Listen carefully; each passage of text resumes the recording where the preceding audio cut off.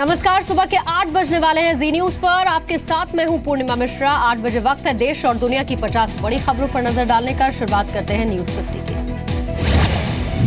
शशिकला नटराजन के तमिलनाडु के सीएम की शपथ लेने पर सस्पेंस बरकरार। सूत्रों के मुताबिक आज होने वाला कार्यक्रम रद्द हुआ। सूत्र ये भी बताते हैं कि शशिकला ने अपने ज्योतिषी की सलाह पर शपथ ग्रहण को टाल दिया है। मद्रास यूनिवर्सिटी के ऑडिटोरियम में शपथ ग्रहण समारोह होना था।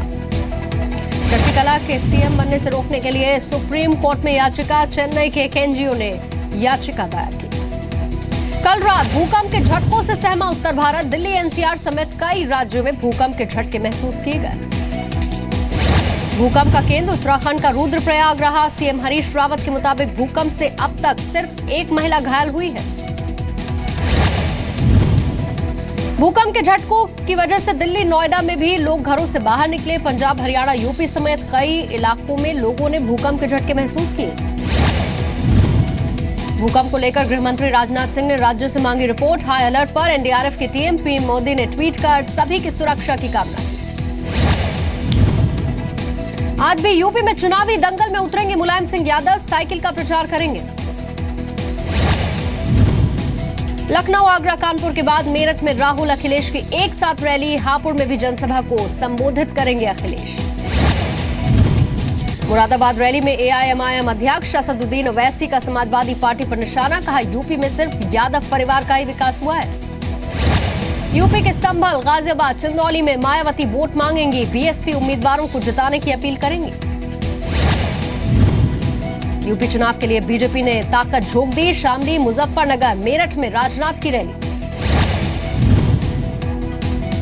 बीजेपी ने जारी की 9 प्रत्याशियों की चौथी लिस्ट। मुगल सराय से साधना सिंह को टिकट। बीकापुर विधानसभा से शोभा सिंह को प्रत्याशी बनाया गया। मणिपुर में नाकेबंदी खत्म करने को लेकर केंद्रीय गृह मंत्रालय की टीम आज Naga group United, Naga council के प्रतिनिधियों से मुलाकात करेगी, बातचीत करेगी। मणिपुर में 4 और 8 मार्च को होने हैं विधानसभा चुनाव। दिल्ली की पटियाला हाउस कोर्ट में हिंदी अखबार अमर उजाला के एमडी और एडिटर के खिलाफ समन जारी। 22 मार्च को कोर्ट ने पेश होने का आदेश दिया है। अगस्त 2013 में अमर उजाला ने जी न्यूज एडिटर के खिलाफ खबर छापी थी, जिसे लेकर अदालत में याचिका दाखिल की गई। पश्चिम बंगाल के धूलागढ़ मामले की जांच करेगा राष्ट्रीय महिला आयोग। आज सदस्यों के साथ आयोग की अध्यक्ष ललिता कुमार मंगलम भी पहुंचेंगे।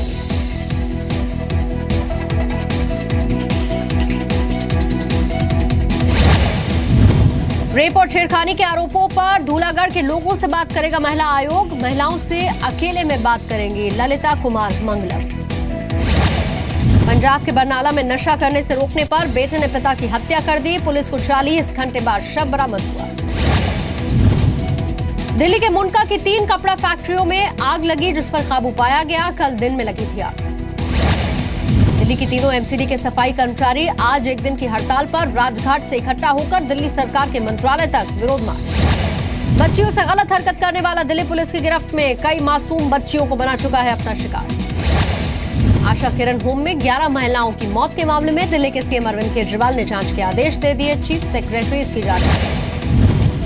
कनॉट प्लेस के सेंट्रल और इनर सर्कल को व्हीकल फ्री करने के लिए इसके खिलाफ कनॉट प्लेस के व्यापारी आज दुकानें बंद रखेंगे। व्यापारियों का आरोप है कि इस फैसले से कारोबार चौपट हो जाएगा। बॉलीवुड अभिनेता संजय दत्त पर मुंबई के खार पुलिस ने लगाया 1250 रुपए का जुर्माना। तेज आवाज में म्यूजिक प्ले करने का आरोप।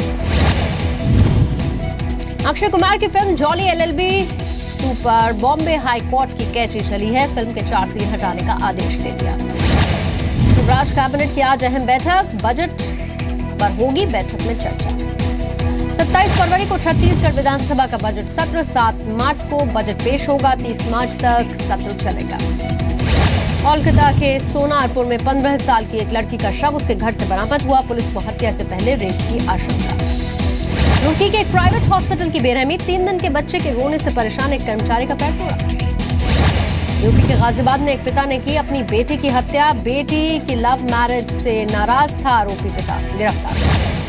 एमपी के भिंड में बीएसएफ जवान पर 6 साल की बच्ची से रेप की कोशिश का आरोप। बच्ची के घर वालों ने जमकर पिटाई कर दी। झारखंड के खूंटी में एक महिला को डान बताकर प्रताड़ित करने का मामला। महिला की सास और साथी ननद पर पीट कर अधमरा किया।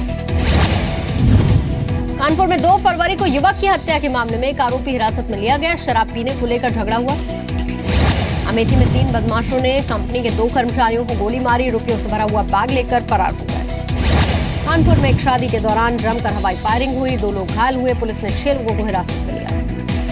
यूपी के कन्नौज में एक युवक को अपनी प्रेमिका को धोखा देना महंगा पड़ गया, प्रेमिका ने मौके पर पहुंचकर शादी रुकवा दी। जबलपुर में एक बदमाश ने डॉक्टर को ठगा, मरीज बनकर आया, गोल्ड चेन अंगूठी लेकर फरार हुआ, सीसीटीवी में रिकॉर्ड वारदात।